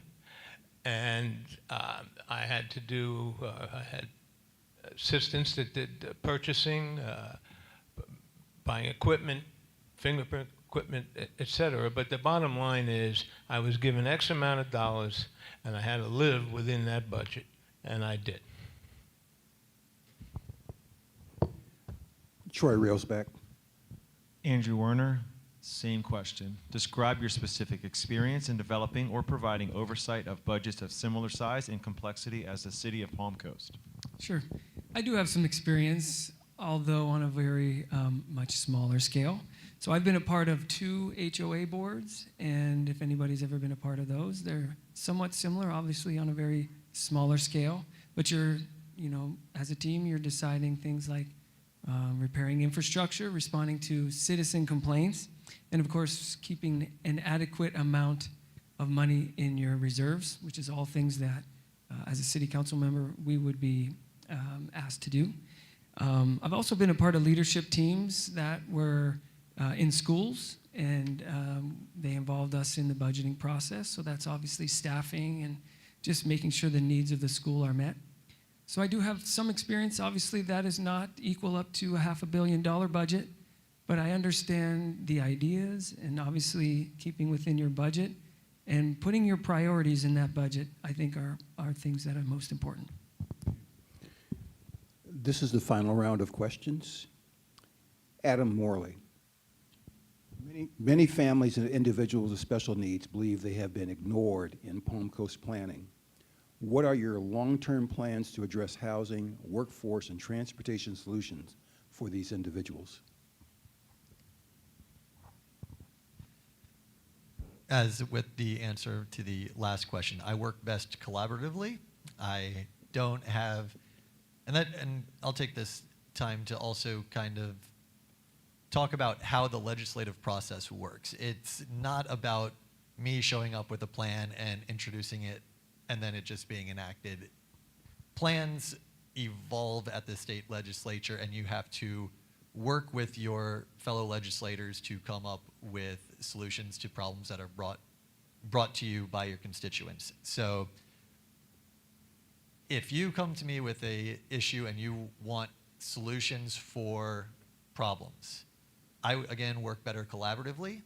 Let's figure out the solution. Let's figure out what we should propose. Let's figure out who in Tallahassee is going to be on board with us, and let's work together to find those solutions. So it's tough when I'm asked, what's your plan? My plan is to work to represent the people and come up with the solutions that they want together, rather than me saying, I know what's best, which is what's currently happening in Tallahassee. I want to work with the community to come up with the solutions that they need. I'm not going to claim to know the answers on these kinds of subjects until I talk to the experts and those that are actually impacted by the issue. Penelope Anderson. Mike Norris. As a mayoral candidate, describe your experience, attributes, leadership style, and temperament to build consensus and collaboration amongst city council members while remaining compliant with sunshine laws. I've always been a team player. I was in the military for 24 years. You don't go 24 years in the military without being a team player. So you have to work, as Adam mentioned, about being collaborative with others. It's a team effort. It takes five people on the city council plus the city manager managing the city, and that's a big burden. So you have to be able to work with people, reach across party lines. It's about the city. It's not about individuals. And the last city council meeting I was at, they were interviewing people for that District 4. I came after cutting my lawn, so I was still sweaty and stuff. And I came in and I sat down. I was there for like 3 minutes. And once it started, I'm like, I can't even be in this room. So you have to be able to reach across the line. And I think everyone that's running, they have their own intent for running. But I'm a professional. I've been doing these things my whole career. I have the education. I have the leadership experience.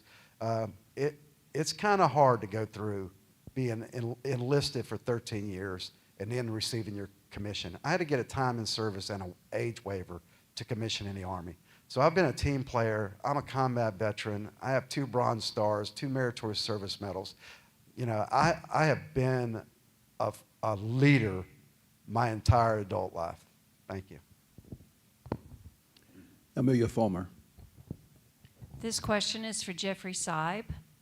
Many families of individuals with special needs believe they've been ignored in Palm Coast planning. What are your long-term plans to address housing, workforce, and transportation solutions for these individuals? Well, it's a very fitting question for me because my special needs stepdaughter is one of those that have had difficulties in the city. She has cerebral palsy. And for example, the Belterre Swim and Racket Club pool was where we would go to get her exercise because she could use the hydraulic chair where she could get in the water and swim. She can't walk. She's in a wheelchair. So these are some of the things. For example, the ADA, the American Disabilities Act, requirements for city parks, for places like that. Some of them have not been followed in the city, and this has been spoken to the city council many times. So this is one thing that I think we can go ahead and work on as the next group coming in. We can work with that and get that done, get all our parks, all our facilities completely ADA compliant. You know, this is one thing. I came from the University of Florida, where I retired from. Everything was ADA compliant at the University of Florida. So I'm familiar with that. I think it's important to do as far as housing and jobs. This is something, you know, I remember there was a student there that would drive up in her truck every day and park right outside where my office was, and I would see her there. She had a crane, and the crane lifted her wheelchair out of the truck, and she would scoot away to her classes. After a while, I talked with her, and she had graduated from the University of Florida. Lovey Haley. This question is for Ray Stevens. Many families of individuals with special needs believe they have been ignored in Palm Coast planning. What are your long-term plans to address housing, workforce, and transportation solutions for those individuals? What he said. Yes, I think we should double check and be sure that we're meeting the ADA requirements in our parks and public buildings. And I have to echo Mr. Saib's remarks concerning the Belterre pool that had a special mechanism whereby people with disabilities would be able to get into the pool and swim. That no longer exists. They closed that down. And the YMCA they were supposed to build wasn't going to have a pool. But so, once again, the only thing as an individual city council member is to make sure that we are in compliance with the American with Disabilities Act across the board. Thank you. May I ask a follow-up question? You made a couple comments about the YMCA not having a pool. What leads you to believe that they're not, or they wouldn't have a pool? Because it was publicized. It was in the media, in the newspapers, the radio. No pool. Okay. David Paul. This is for Andrew Warner. Many families of individuals with special needs believe that they have been ignored in Palm Coast planning. What are your long-term plans to address housing, workforce, and transportation solutions for those individuals? Yeah, so I think the previous gentleman answered it pretty well. I work as a school psychologist, and I work with students with disabilities. So I'll just add, for folks that don't know, what the American with Disabilities Act does is that we have access to parks and city buildings and all other areas are accessible to us. All of those things need to equally be accessible to those who have a disability and may have difficulty getting into those places. I've talked to several families at the city council meeting after the meeting concluded, and there are a lot of families that say that, you know, their children or their family members just do not have the access that they need to have here in the city of Palm Coast, whether it's any of those places that I mentioned. So that's something that we really need to address. We need to address, you know, the needs of our most vulnerable residents, and not only that, we need to champion efforts to support them. So I think that we should be out there assessing every area that needs to be assessed to determine if these places are accessible to all of our residents and not just those without disabilities. Troy Railsback. This question is for Cornelia Downing-Manfrey. Same question as the other mayoral candidate. As a mayoral candidate, describe your experience, attributes, leadership style, and temperament to build consensus and collaboration amongst the city council members while remaining compliant with the Sunshine Laws. I think my 40 years of business experience has given me the background to be able to deal with the other 4 members of the council, the city manager, the city attorney, and the city clerk. I really believe that Palm Coast would like to see a calmer city council. I believe I have the leadership skills for providing that, having been a negotiator for these 40 years of different types of developments, sales, leasing, companies. I know how to work with different types of people and draw consensus.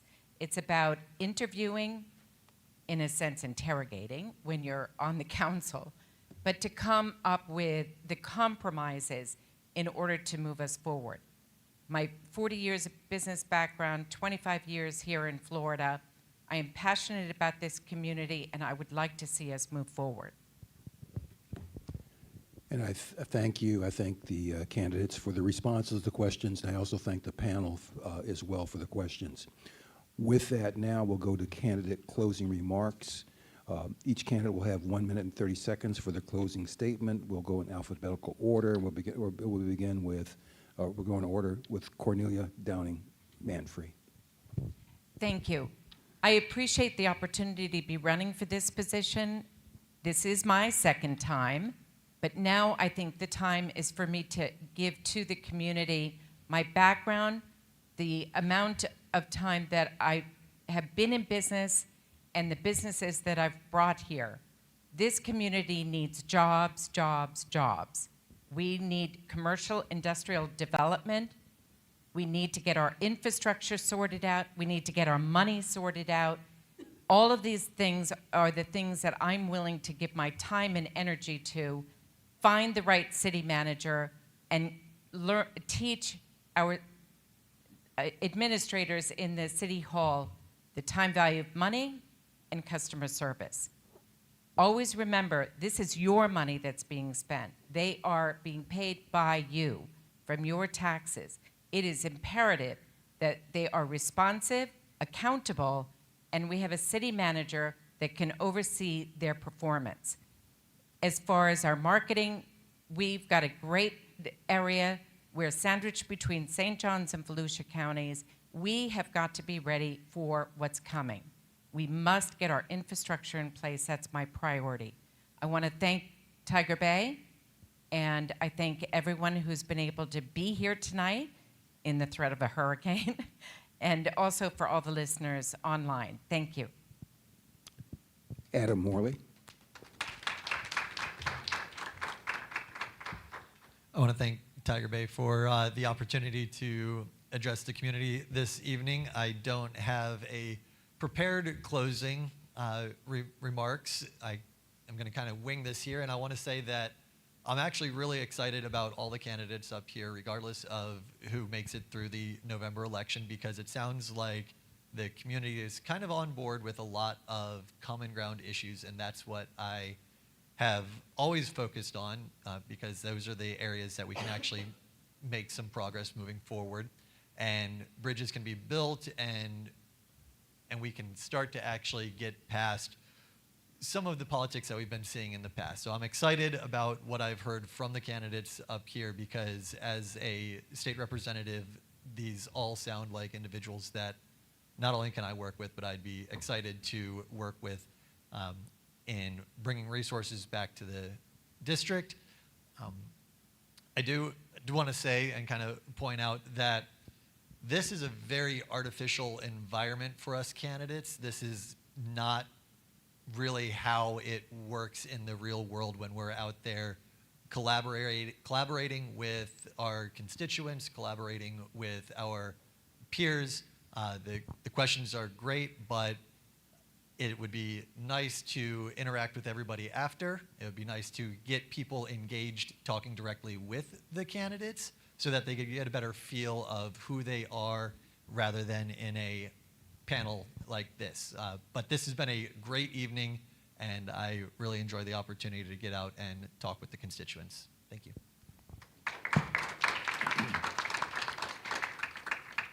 Mike Norris. I'd like to thank everyone for inviting me out. We're at an inflection point in the history of this city, and I hope everyone recognizes that. So we've got a lot of things we have to fix, and I consider myself an outside hire. I talked about an outside hire for the city manager, and that's going to be my push, to hire somebody that's not embedded in this city or beholden to developers or other organizations within the city. I think there's a lot of grift in this city, and I want to see it stop because of the things I've been seeing and hearing. I would like you to know that I have the education background. I'm a trained leader. My entire life I've been a leader. And one of the primary reasons I started getting involved in politics was when I heard a conservative council vote themselves 151% pay raise.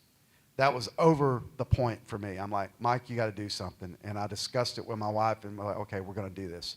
I've pledged $10,000 of the mayor's salary annually to charity, $5,000 towards a food pantry, and $5,000 towards a scholarship to be established. Maybe it'll be called the Mayor Mike Scholarship. I don't know. We're working some best case scenarios. But that's my point. We have to get to leadership and make things happen within this city. As far as the legislative priorities, that was a question earlier. We, the city, were robbed. We wasted a once-in-a-generation opportunity by having a Speaker of the House from our district.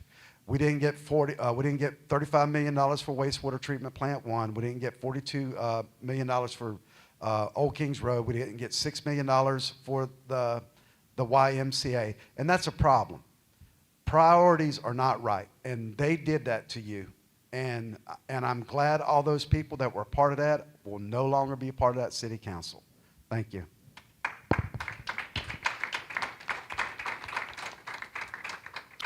Jeffrey Seib. Yes, well, thanks to the Tiger Bay Club and the young executives at Tiger Bay, looking good. Get your fellow young people out there also. We got to help to keep everybody going. I think it's a great idea. You know, at the University of Florida, I worked for 25 years in this research environment. And what it meant was I worked with doctoral, PhD students, postdocs, researchers, and these were people from around the world. I worked with the United Nations of my department. We had students from the United Kingdom, from Russia, from Egypt, from Bangladesh, from India, from China, from Brazil, from Mexico. We had students all over the world, and we all had to work together. So that is one thing that we got to do, is we've got to work together. And this city council will have to work together, and we'll need to work together. Doesn't mean we won't have disagreements. It doesn't mean we won't feel strongly about what our opinions are, but that's okay.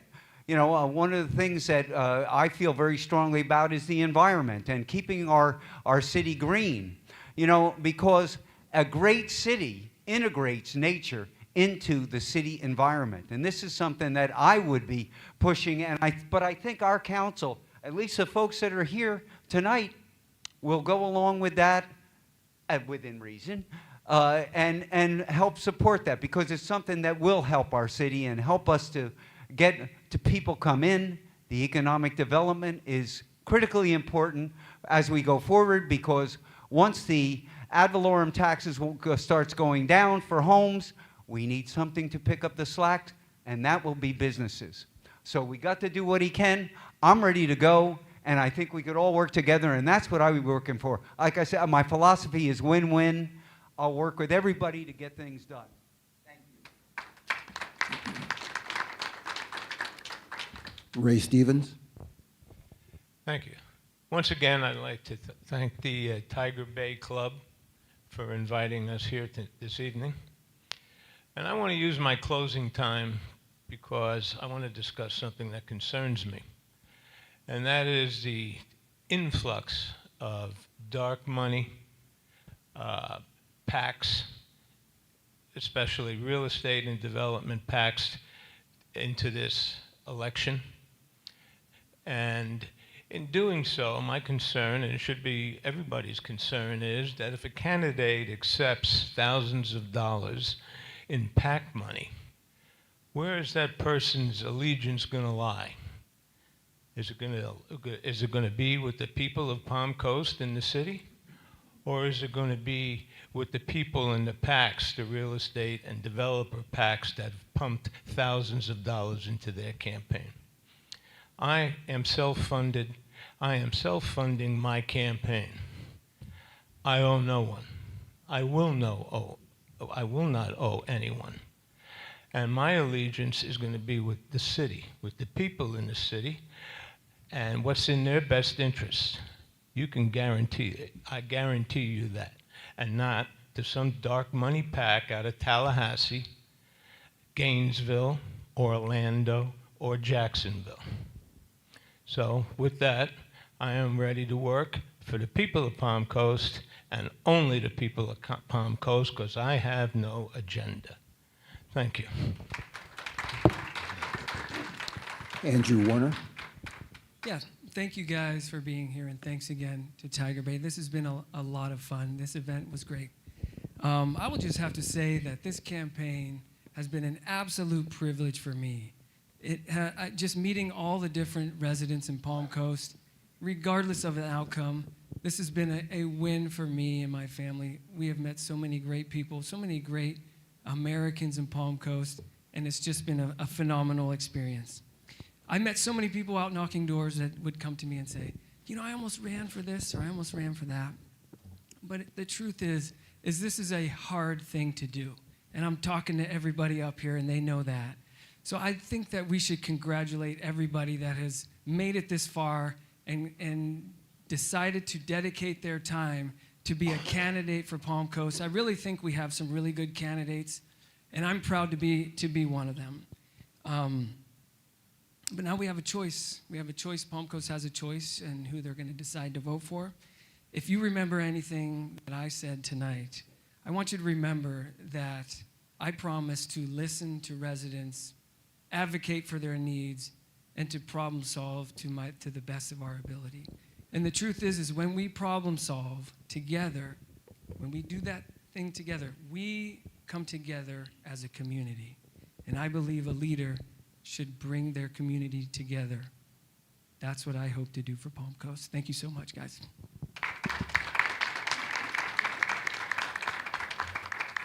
How about another round of applause for all of the candidates here tonight? Thank you all for being here. Also, we would like to give or at least thank our moderator tonight, as well as all of our incredible panelists. How about a round of applause for them? They did a fantastic job. And for all of you, thank you so very much for being here tonight. On behalf of Tiger Bay, we truly hope that you have taken away tonight some valuable information that's going to help you when it comes time to vote. So with that said, everyone have a wonderful evening. Again, thank you to everyone for being here. Be safe, and we look forward to seeing you at our next event. Take care, everyone.